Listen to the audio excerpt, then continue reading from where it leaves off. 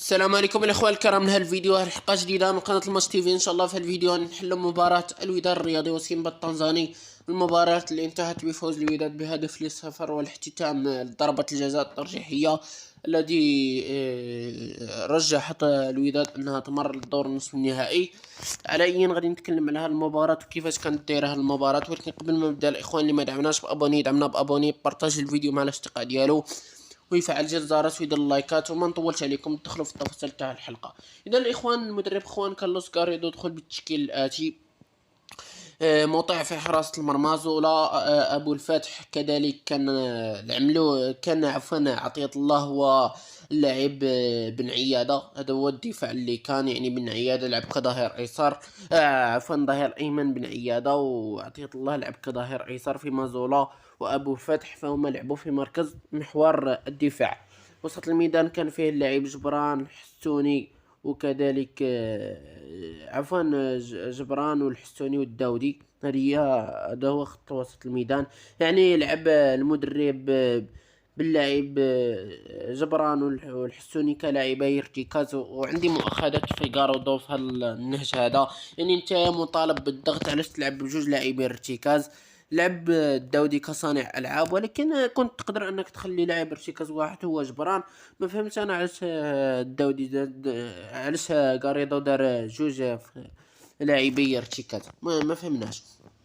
المهم كان الداودي صانع العاب. الهجوم كان تكون بوسفيان وكذلك اللاعب بوهرة الى جانب سامبو جانيور اللي كان كرأس حربة.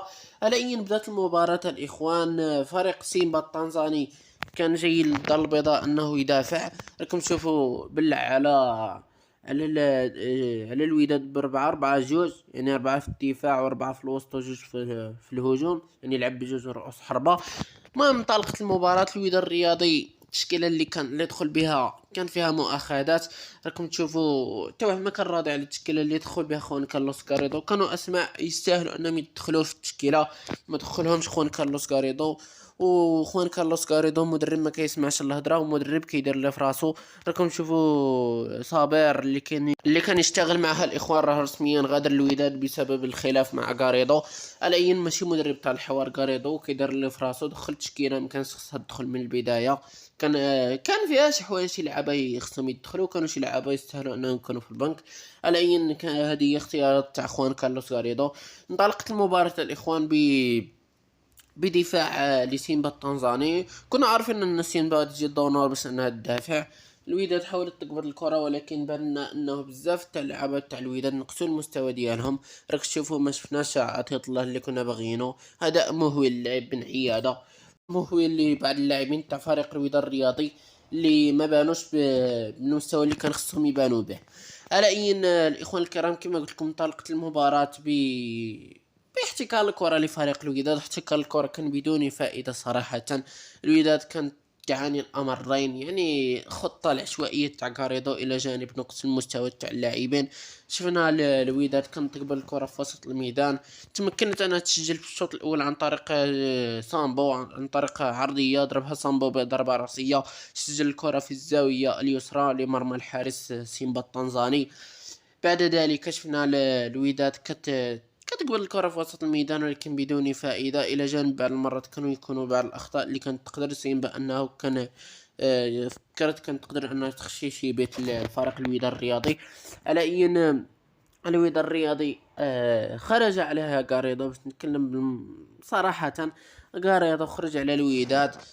كان غادي يقتل الوداد لولا مطاع في ركلة الجزاء. شفنا الشوط الثاني غاريدو بحال اللي دار تغييرات وغير النهج ديالو، مبقاش لعب بجوج لاعبين في الارتكاز، ولا لعب خطة 4-3-3 اللي كتحول 4-1-4-1.